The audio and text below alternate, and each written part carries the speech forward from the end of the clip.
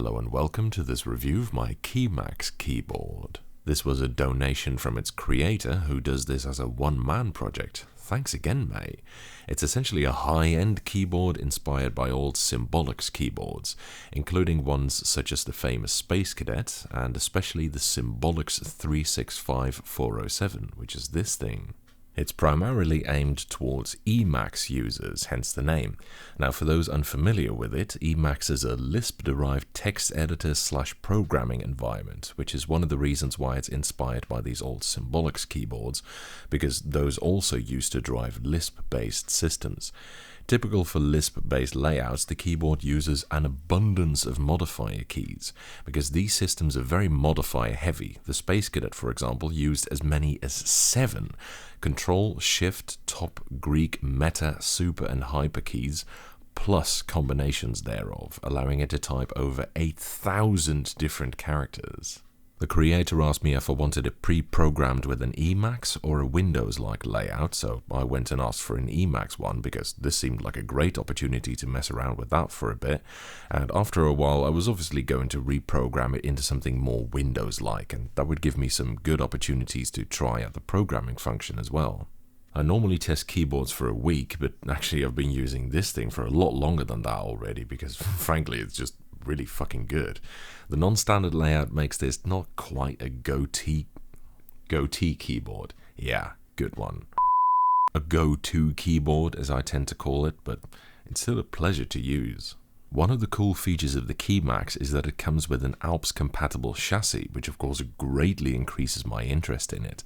They're sold with a variety of switches, including SKCL Green, SKCM Blue, Amber, Brown, Orange, Salmon, and Damped Cream, so really almost all the most popular flavors of genuine complicated Alps, to which all I can say is fucking yummy. However, for this project, I chose to go with Matias Clicky switches, which are also an option. Now, I could have gone with Blue Alps or something, of course, which would have been a lot nicer, but there are a few reasons why I chose to restrain myself and go with Matiases for this project instead. Now, I know what you might be thinking in view of the recent Zeal Clickies teardown video I did, which used Alps-like Emacs-compatible switches, but that's still not quite the same thing, so I'm not going to start comparing apples and pears here just yet. In any case, first a word on the build quality. In short, it's amazing. It's pretty much a solid aluminium block with just about enough room for a PCB carved out of it, plus a steel mounting plate and an aluminium top plate, which is quite a unit just by its own, really. It's beautifully machined and it weighs 2.7 kilos, so it's essentially a metal brick with some keys stuck in it. I fucking love it. Oh, by the way, 2.7 kilos in smooth-brained units is 5.952 lbs. I should note that originally this cable connecting the controller and the breakout port was broken, which would be quite disappointing if that was your first impression considering its price tag. But he sent me a new one and then it was fixed easily enough, so in the end it's no biggie.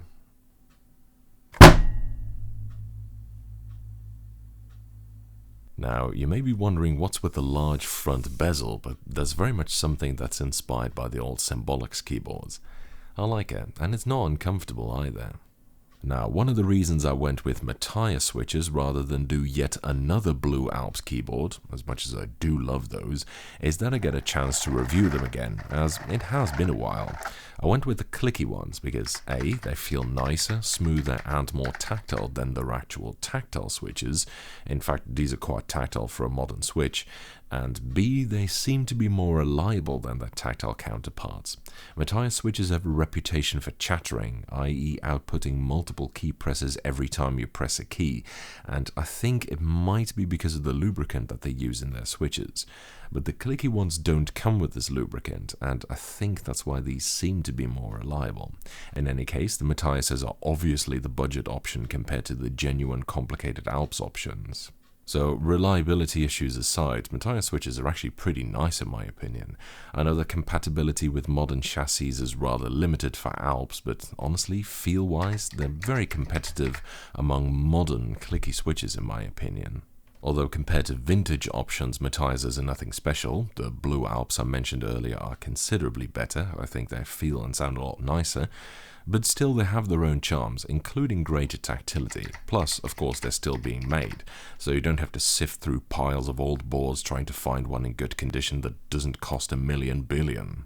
Another limiting factor of Alps switches is keycap availability. Compared to the vast slews of keycap options for MX mount switches, the market for Alps mount caps is only a fraction of that. Thankfully, the Keymax comes with extremely nice, handmade keycaps made by the creator himself. They're spherical topped double shots made out of polyurethane, which is a rather non-standard material compared to the more common ABS and PBT, but that's because these are resin cast rather than injection molded, which has an extremely high investment barrier. Note that the modifiers aren't printed though. Perhaps most shocking about the keycaps is the thickness, which, my god, is incredible. It's basically a solid brick with just about enough room carved out of it to allow it to move over the switch, and that's it.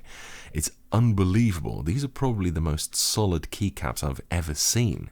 And this is actually one of the advantages of resin casting, because thick plastic parts like this don't lend themselves well to injection molding, whereas with resin casting this is actually easier.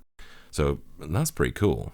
The lettering is quite substantial, and being double shot it will never wear off, but do note that on some of them it is a little bit tangible. It sticks up just slightly above the rest of the keycap.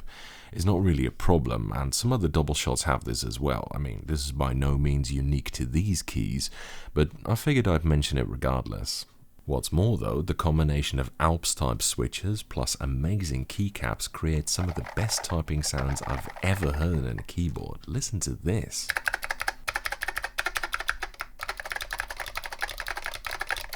And remember, these are just Matias switches. Can you imagine what this would sound like if I'd have gone for blue Alps instead? I think I'd swoon. Speaking of which, here is a comparison between my arguably best sounding Blue Alps keyboard, the leading edge DC 2014, and the Keymax.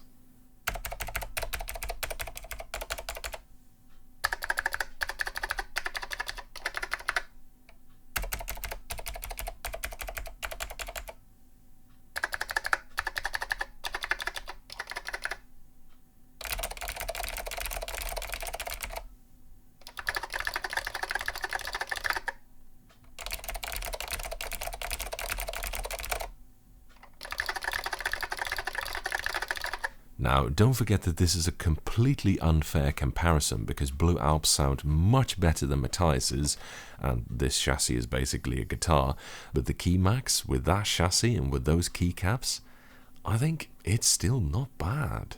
And just for balance's sake, here's a comparison with a Razer Black Widow with Cherry MX Blue switches.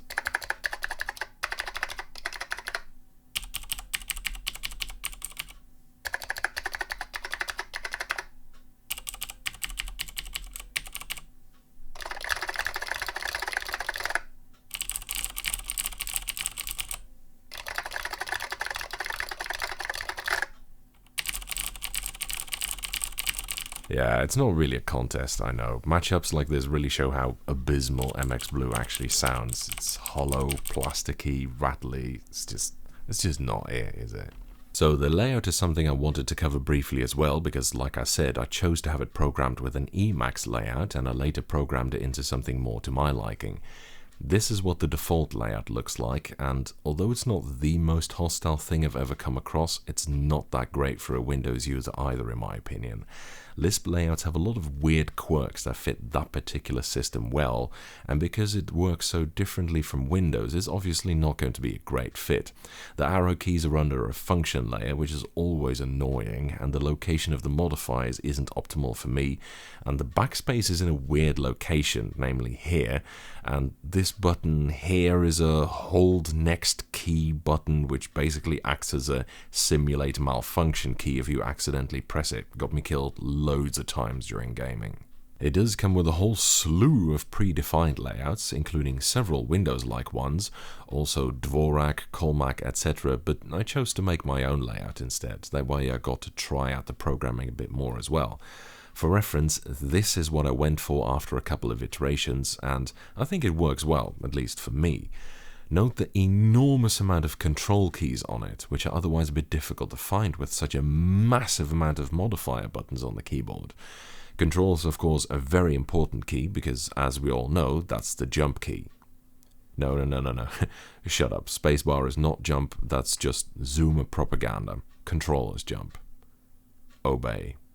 Anyway, I like to test programming functions by not reading the manual at first to see if I can get it working on my own, in which case, bonus points for intuitiveness. If I have to look it up, but then it's easy enough, then it's just okay, neutral verdict. If I have to look it up, but then it's still difficult, it's a negative verdict, and if I can't get it working at all, even with the manual in hand, it's usually a rant, like with QMK in the Model F Repro keyboard, for example. This one is in the second category. I had to look it up, but it's easy enough after that. Because it works through a teensy, it does use QMK under the bonnet, but the creator chose to make a program to deal with that aspect of the programming, a bit like a front end. The program itself is pretty easy and intuitive to use, and afterwards you export the layout file, and then you flush it to the board with this teensy program thing. The creators made some videos on how to do all of this. It works quite well. It's still not faultless though. The program is actually a website, which is nice on one hand because that means that it doesn't pollute your computer that way. However, to protect against bot attacks, it uses your browser's ordering info from your cache or something or whatever, and on my system I can't get it to recognize that, so the creator had to send me a link to my ordering info that I have to use to access it. Second, there's a bug where it doesn't show the buttons in the selection screen sometimes, so you have no idea where to click. This happens on both Chrome and Firefox, and it happens basically continuously. Hopefully he can fix that. I've reported the issue to him. So far he's been unable to replicate it though, so I guess it's probably something quite specific to my system. The biggest obstacle though is the price of all this stuff, starting at 965 euros. Or in imperial units, $100 billion. Now that level of money gets you a DIY kit with Matiases, but it goes all the way up to 1,500 euros for a pre-assembled one with Blue Alps, and that doesn't even include the cable. Now, of course, this is an incredible amount of money for a keyboard. However, keep in mind that this is a high-end specialty keyboard, pretty much handmade by the creator. I mean, the keycaps are handmade, the stabilizers are hand-machined, it's hand-soldered and assembled, etc. And the quality is really quite excellent, never mind the fact that you're getting the option of ordering them with switches that haven't even been in production for 30 years, which is beyond admirable all on its own in my opinion. If you want a modern Emacs keyboard, let alone one based on Alps and with amazing chassis and keycaps, your options are this one and what else exactly? Also, I have to say, it looks fucking gorgeous.